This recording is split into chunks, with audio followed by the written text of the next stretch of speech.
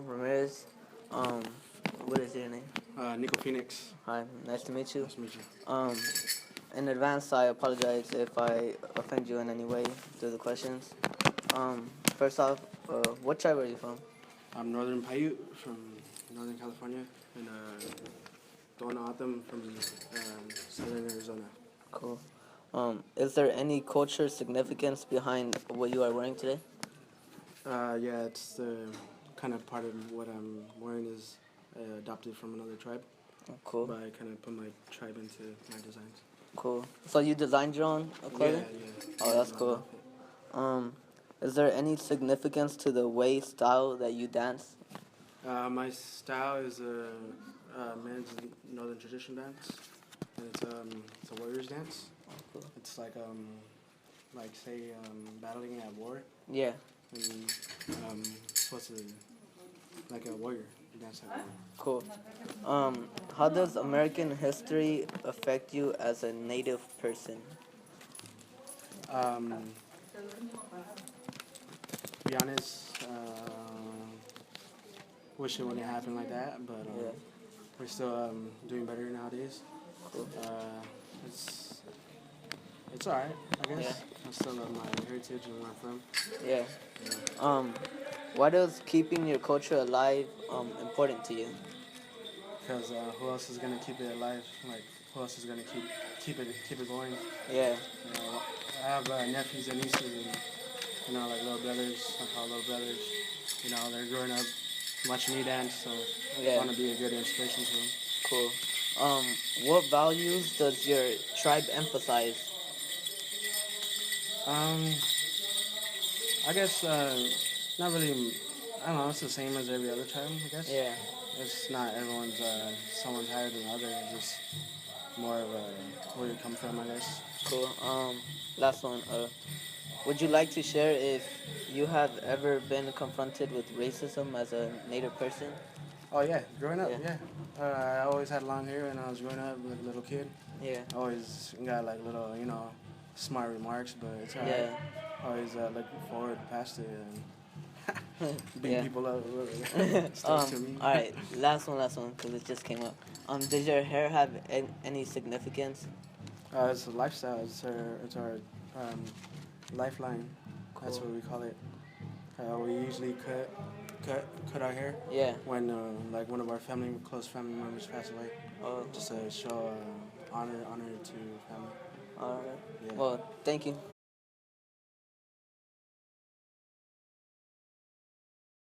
Alfonso Torres for Ethnic Studies class, and I just have a couple questions for you. My name is Dr. Maulana Karinga. I'm professor and chair of the Department of Africana Studies at Cal State University, Long Beach. I'm an activist intellectual, and therefore I'm also active in the community, and I'm the executive director of the African American Culture Center, US. All right, so this is just some general questions, not just to your ethnicity first, but they relate to your ethnicity.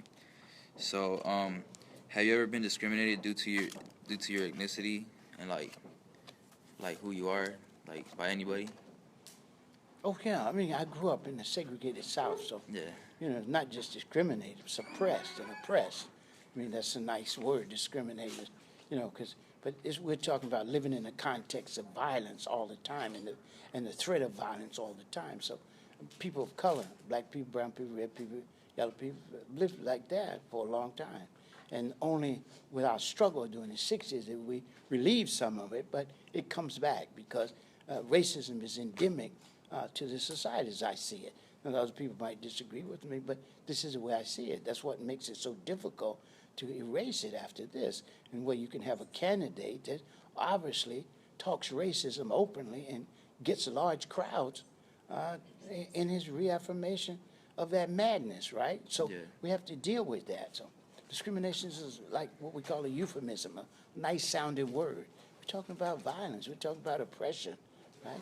And we're talking about the need to resist. Okay.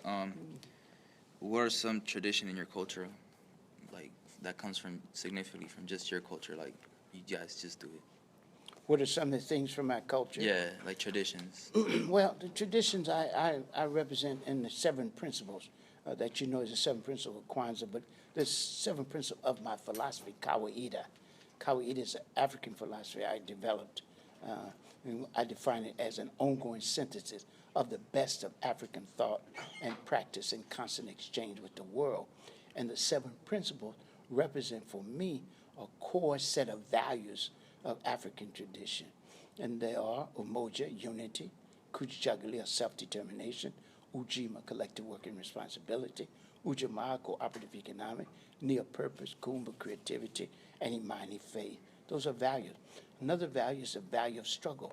I come from a culture of struggle, especially in Africa America, where we believe struggle is one of the most important aspects of the human personality.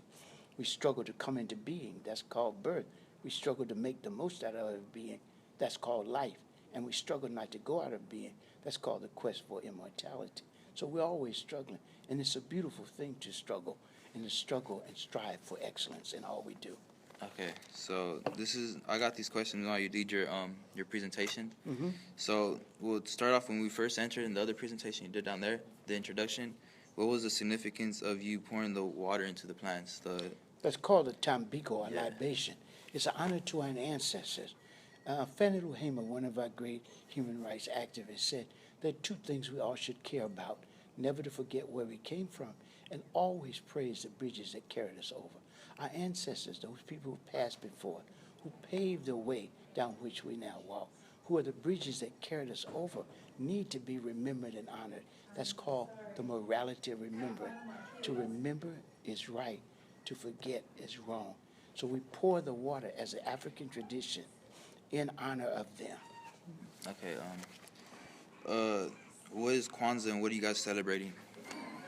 Kwanzaa is a Pan-African holiday that celebrates family, community, and culture, and it's organized around the 7 principles that I talked to you about earlier. Yes. Umoja, unity; Kujichagulia, self-determination; Ujima, collective work and responsibility; Ujamaa, cooperative economic; Nia, purpose; Kumba, creativity; and Imani, faith. All right. What is the cultural significance between what you are wearing right now? Like, is there any way you have to like earn it or something? Like, you know, No. Native Americans have the feathers, or Right, but this is just African clothes, and it represents my commitment to my culture. okay. I feel comfortable in this. I feel more comfortable in this than I would in European coat. So this is what this is. This is just more in general now in pop culture. What are your thoughts on rappers and other people using the N-word so heavily, and versus that and Euro Americans using the N-word? Well, I think it's wrong for everybody to use it. When black people use it, they're collaborating in their own oppression. Yeah. You can't clean the word "in" up. It's a fantasy to imagine you can clean it up by saying, "Oh, that's what I call my homeboy." That's like pouring blue water in a toilet bowl and pretending it's drinking water. You can't clean some things up, so you can't do. That name represents humiliation. It represents lynching and murder and violence against us. So we can't glorify or beautify. And certainly, if black people can't say it, certainly white people can't say it. Okay. So, as I don't know if you know, but Kanye been using like a whole bunch of like, "Oh, we the new slaves, we the new slaves." What do you think about that? Kanye has some issues he's working out, so I mean, I don't know if that's something we need to talk about. I'm not thinking what is that about? What is he trying to say there? That's the first thing. What is he saying this for? Okay. I don't, in light ways, enslavement was a Holocaust. By Holocaust, I mean a morally monstrous act of genocide that not only targeted us as a people, but was actually a crime also against humanity. So it's a morally monstrous act of genocide, the killing of a people, that is not only against the targeted people, but also a crime against humanity. It expresses itself in 3 basic ways: the morally monstrous destruction of human life. Millions, tens of millions of Africans are killed, right? The only other Holocaust as monstrous, morally monstrous in terms of numbers and destruction of civilization is the Native American, where you lose 100 million people, right? And so you can't use that word lightly. Second, the morally monstrous destruction of humans' culture and civilization, the destruction of great cities and towns and empires and great works of art, great literatures, all of these destroyed, and the people who made them destroyed. right? So that's enslavement. That's not just not getting the right contract with Nike, you know? Yeah. And then finally, the moral and monstrous destruction of human possibility, lifting the whole people out of its own history and making it a footnote, forgotten casualty in somebody else's. That's a little different than somebody with money being disturbed because they can't break a contract. Yeah. Yeah, let's be serious about what we're talking. All right. So, recently in the media, you know how I forgot the lady's name, but she said like there shouldn't be a Black History Month.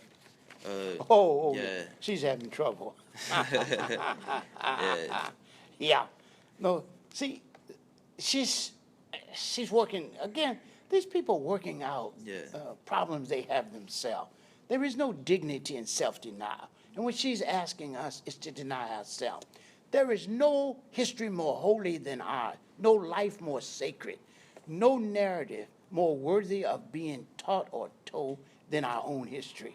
And so I don't think anybody has a better history and a more important history to teach than our own. And I say the same thing for Native Americans, for Latinos, for Asians, and for anybody else that values their own history. They must make it sacred. They must make it holy. And they must always maintain that their life is as sacred and worthy of being protected, preserved, and flourishing as anybody else's lives. All right, this is the final question. Do you listen to any music, like recent music that came out?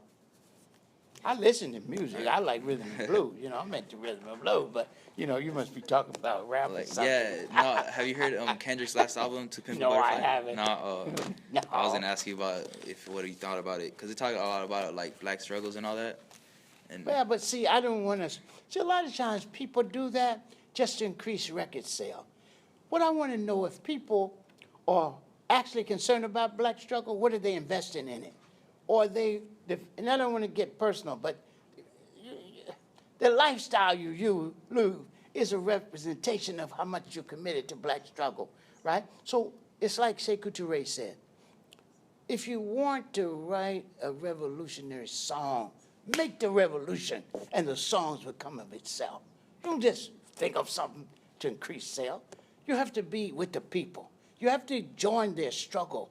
You have to be one with them. And out of that will come songs.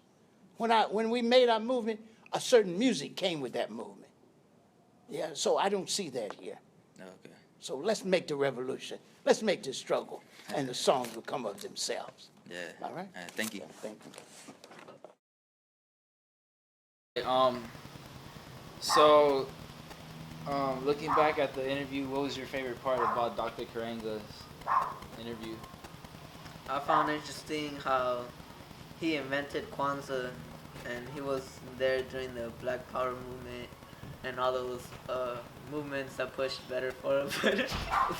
What did you find interesting about the powwow, and how has it changed your views on Indian American culture? Well, you know about the powwow.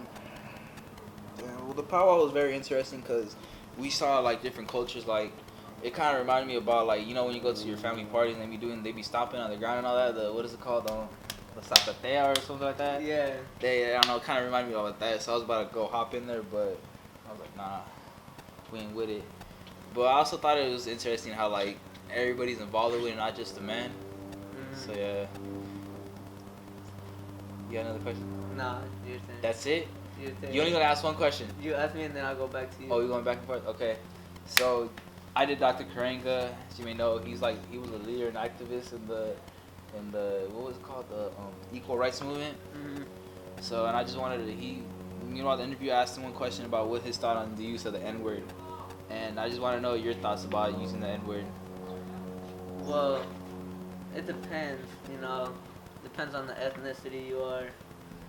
You know, using it's not really good.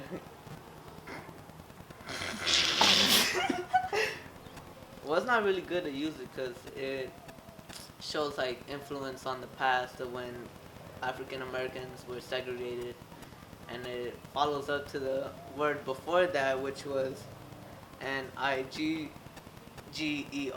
So that's not good. All right, so another follow-up question to that, since you're a musician, a rapper, you know, in the hip-hop scene, using the N-word is very heavy. So what are your thoughts on it? Will you use the N word? Not ER, but AGA, like NIGGA. Never. Never. Never. I am not How- African American. I remember you played a song on me in the track. You dropped the N word at least like 10 times. What was your thought on that? What were some Indian American cultures that you partake in and participate in? Well, I don't really participate into Native American culture because I'm not Native American. So if you want to rephrase your question, I'll be more happy to answer another question. Alright, I'll ask you another question. All right. What were some ways that the powwow changed your views on Indian American culture? That's a much better question. Thank you. You asked for that question. Alright. The powwow. Rephrase your question. How has the powwow changed your views on All right, Indian I American remember. culture? The powwow changed my views because honestly, before that, I just knew powwows like a powwow when we were taught in class and all that. It was just like Native Americans jumping all over the place, doing that, wearing colorful feathers, and like dancing, getting jiggy with it. But now that I go there, it's more like it's ritual. Like it has tradition, has meaning behind it, and all that.